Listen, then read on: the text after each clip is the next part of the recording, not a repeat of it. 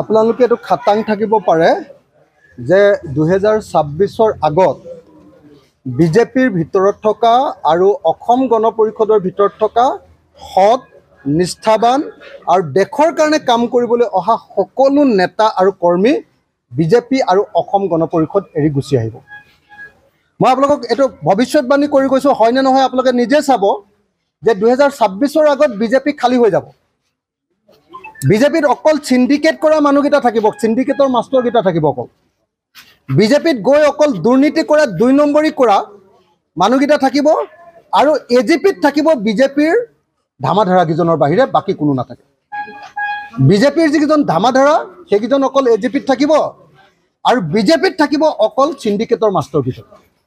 কেলেংকাৰী কৰা 2 নম্বৰী কৰা, যিটো চেণ্ট্ৰেল গভৰ্ণমেণ্টৰ মানে সহায় নহ'লে তেওঁলোক বাচি নাথাকে, জেললৈ যাব। এই জেললৈ যাবলগীয়া ভয় থকা মানুহকেইটাহে অকল বিজেপিত থাকিব। তাৰ বাহিৰে চব সৎ নিষ্ঠাবান আৰু দেশৰ কাৰণে কাম কৰা, মানুহৰ কাৰণে কাম কৰা বিজেপি আৰু অসম গণ পৰিষদৰ প্ৰত্যেকজন সদস্যই 2026 চনৰ আগতে বিজেপি এৰিব।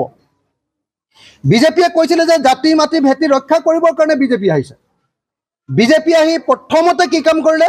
জাতি মাটি ভেটি ৰক্ষা কৰাৰ পৰিৱৰ্তে বাংলাদেশ, আফগানিস্তান, পাকিস্তানৰ পৰা হিন্দু বাংলাদেশীকানীক অসমত বহুৱাম বুলি তেওঁলোকে আইন প্ৰণয়ন কৰিলে। কোন অসমীয়া মানুহ তেওঁলোকৰ লগত থাকিব?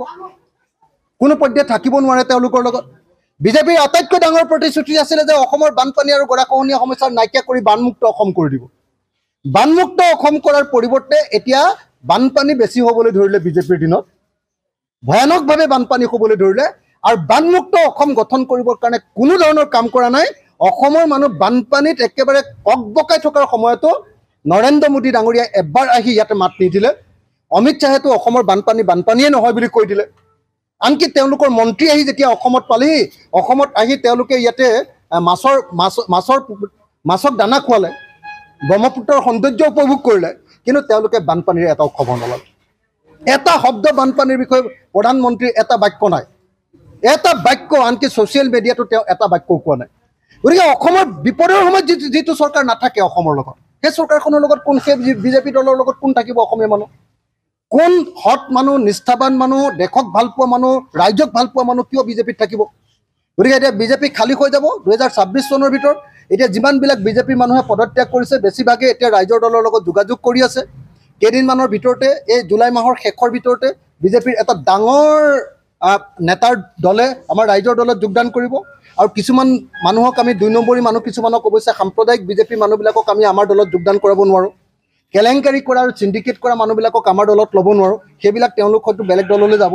কিন্তু যিবিলাক মানুহ একদম নিষ্ঠাবান বিজেপি কৰ্মী, আটাইবিলাকে এতিয়া ৰাইজৰ দলৰ লগত যোগাযোগ কৰি আছে।